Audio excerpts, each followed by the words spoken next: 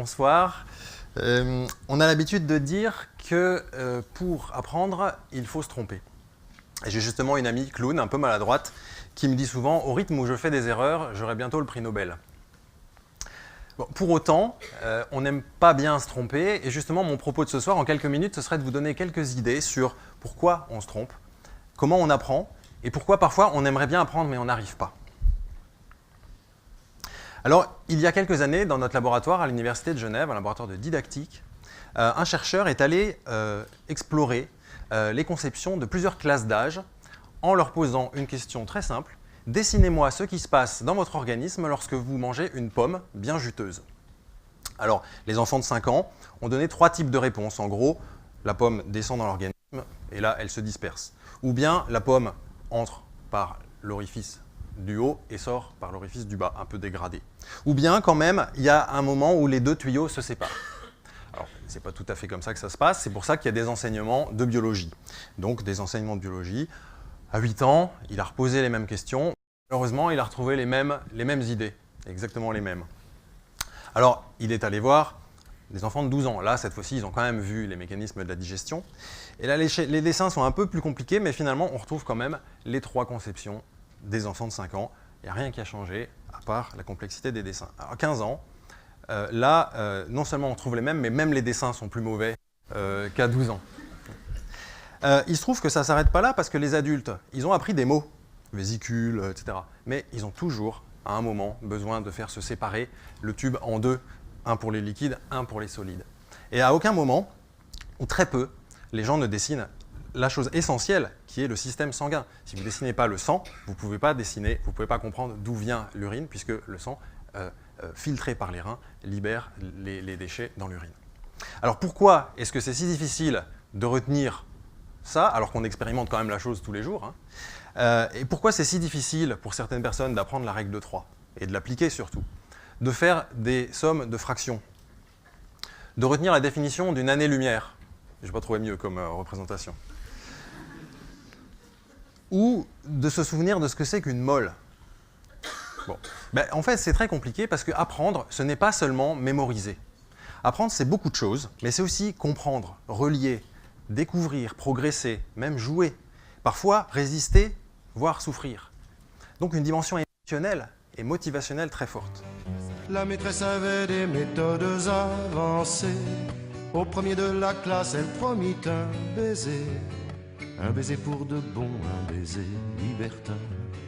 Un baiser sur la bouche, enfin bref, un patin, enfin bref, un... Alors, Georges Brassens savait l'importance des dimensions motivationnelles et émotionnelles. Alors, si vous connaissez la chanson, vous savez qu'ensuite, toute la classe a été premier de la classe ex aequo, que la maîtresse s'est fait virer par le recteur d'académie et qu'ils ont tous fini dernier de la classe ex aequo.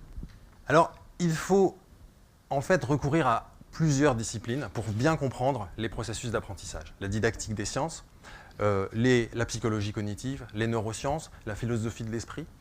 Bon, tout avec leurs limites. Les didacticiens des sciences auraient tendance à oublier qu'il y a un cerveau dans l'élève.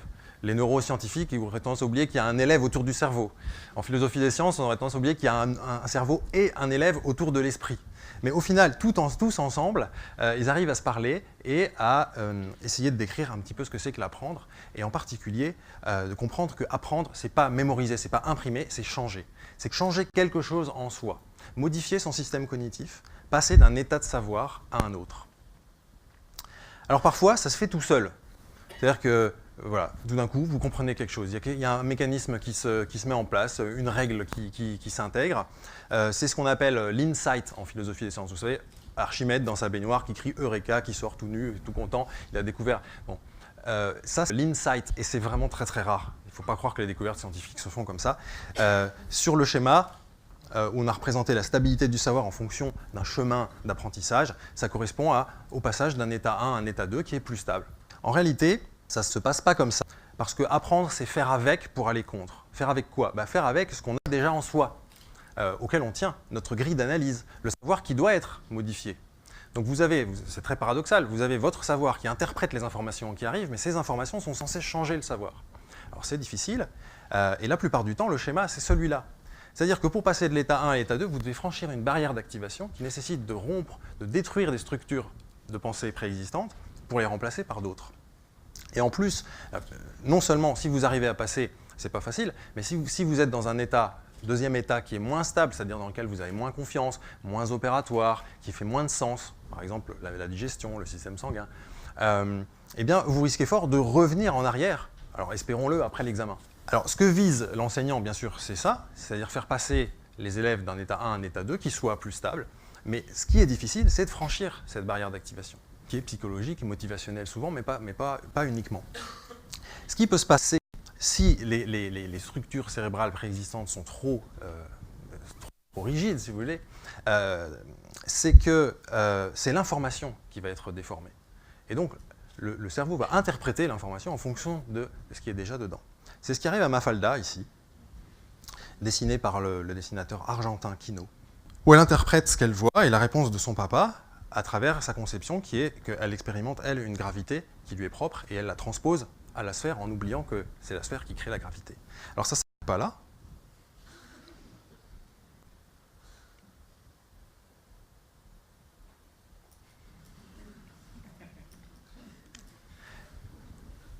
Et vous voyez qu'à partir de sa conception erronée, elle produit de l'information, elle produit du sens, et finalement elle adopte un mécanisme, un raisonnement très logique, mais complètement faux, hélas.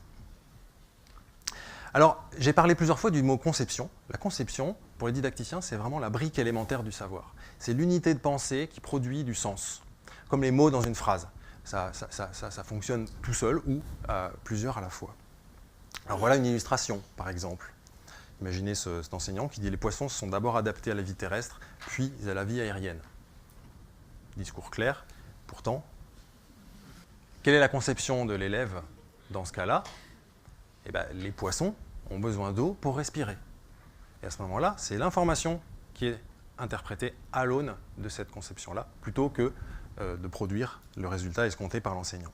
Autre exemple, un exemple de conception fausse, le faux ami en langue. Eventually en anglais, ça ne veut pas dire éventuellement, même si ça ressemble. Actually, ça ne veut pas dire actuellement. Eventually, ça veut dire à la fin, et actually veut dire en fait. Ce sont des faux amis parce qu'ils évoquent d'autres choses chez nous. Alors, toutes les conceptions ne sont pas fausses, évidemment. La plupart sont justes, parce que sinon, on n'arriverait pas à se comporter dans notre monde. Mais les enseignements, notamment scientifiques, sont destinés à corriger certaines conceptions naïves, erronées. Alors là, on a demandé à des enfants de dessiner un bébé dans le ventre de sa maman, et le cordon ombilical relie la bouche à la bouche, ou la bouche au nombril, ou le nombril au nombril. Parfois même le nombril du bébé au sein de la maman, à l'intérieur du corps. C'est très joli, mais je ne l'avais pas à vous montrer. Alors, apprendre, donc, c'est pas seulement mémoriser, c'est d'abord abandonner l'ancienne conception, qui est parfois très ancrée, en construire une nouvelle, plus stable, et apprendre aussi à savoir quand il faut les utiliser. Alors, pour illustrer ça, je vais vous poser une question, je vais vous demander de répondre très rapidement à la question qui va arriver sur l'écran. Quelle est l'origine de la forme du croissant de lune? L'ombre de la Terre. La position de la Terre et du Soleil. Bon. Alors, il y a plusieurs solutions. Soit vous ne comprenez pas du tout la question. C'est possible. Soit vous la comprenez et vous connaissez la réponse et vous savez l'expliquer. Ou vous la comprenez, vous connaissez la réponse et vous ne savez pas trop l'expliquer parce que ce n'est pas évident. Moi, ce qui m'intéresse, c'est le quatrième, pardon. Le quatrième cas, c'est si vous avez dit c'est l'ombre de la Terre. Parce que là, si je vous montre la Lune dans une autre configuration, celle-là, ça lui arrive aussi d'être comme ça, là, vous allez vous dire, non, c'est pas possible, j'ai dû me tromper. Alors, dans le cas où vous avez dit c'est l'ombre de la Terre, et j'ai eu plusieurs réponses, je suis ravi, plusieurs réponses de ce style, là aussi, il y a deux solutions. Mais la chose importante est que vous avez utilisé une conception qui est tout à fait valable, c'est la conception de l'éclipse. Parce qu'effectivement, quand il y a une éclipse de Lune, l'ombre de la Terre se projette sur la Lune et ça fait un croissant. Donc là, il y a deux solutions. Soit vous avez utilisé cette conception parce que c'est la seule qui est à votre disposition, vous n'avez aucune idée de la manière d'interpréter autrement que par l'éclipse. À ce moment-là, il va falloir créer la nouvelle conception, abandonner celle-ci dans ce cas-là, mais pas toujours, parce que quand même, dans certains cas, il y a des éclipses. Et là, c'est bien l'ombre de la Terre. Dans le deuxième cas, quand je vous montre ça, par exemple, vous vous dites « Ah mais oui, évidemment, mais qu'est-ce que je suis bête, pourquoi est-ce que j'ai répondu c'est l'ombre de la Terre? Je le sais très bien. Je sais très bien que c'est parce que la Lune est éclairée de côté. Bon, eh bien, je vous ai fait répondre très vite, et c'est fait exprès, c'est pas parce qu'on n'a que 13 minutes, c'est parce que quand on doit répondre très vite, on a des réflexes de pensée, et si vous avez répondu c'est l'ombre de la Terre, vous avez été victime d'un biais cognitif. C'est-à-dire que, ici, sur ce schéma, vous avez suivi cette voie-là, c'est-à-dire un chemin de pensée très, très rapide, très simple, alors qu'en fait, il fallait faire l'effort de voir dans l'espace pour voir les choses autrement. Alors, ces histoires de réflexes de pensée et de biais cognitifs ont été étudiées par Daniel Kahneman, prix Nobel d'économie en 2002. Il a écrit beaucoup d'articles à partir des années 70. Et je vais vous illustrer le biais cognitif par cet exemple.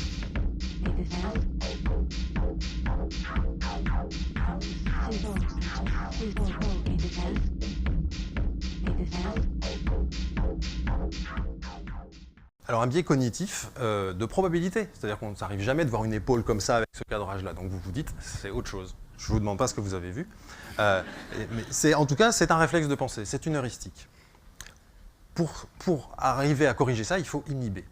Et donc apprendre, c'est aussi, en plus des autres choses qu'on a dites avant, c'est pour chasser les biais cognitifs. Pour ça, on doit créer des conceptions de contrôle, destinées à reconnaître la situation, et puis inhiber les heuristiques inappropriées. Vous ne direz plus jamais c'est l'ombre de la Terre, parce que vous direz « Ah, je me suis fait avoir la première fois, cette fois-ci, j'inhibe l'éclipse ». Autre exemple de biais cognitif, l'effet de contexte. Vous avez ici une séquence de lettres A, B, C, mais le B peut aussi être un 13, sans qu'on ait à le modifier. C'est l'effet de contexte, il y a beaucoup d'exemples de ce type. Dernier exemple, la question à laquelle je vous demande de répondre, c'est dans les mêmes conditions, très rapidement s'il vous plaît. Une balle et une batte de baseball coûtent ensemble 1,10 €. La batte coûte 1 € de plus que la balle. Combien coûtent respectivement la balle et la batte?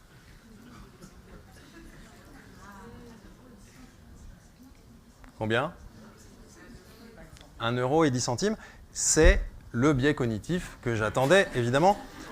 C'est le biais d'économie cognitive. En fait, si c'est 1 € et 10 centimes, la somme fait bien 1,10 €, mais la batte ne coûte pas 1 € de plus que la balle.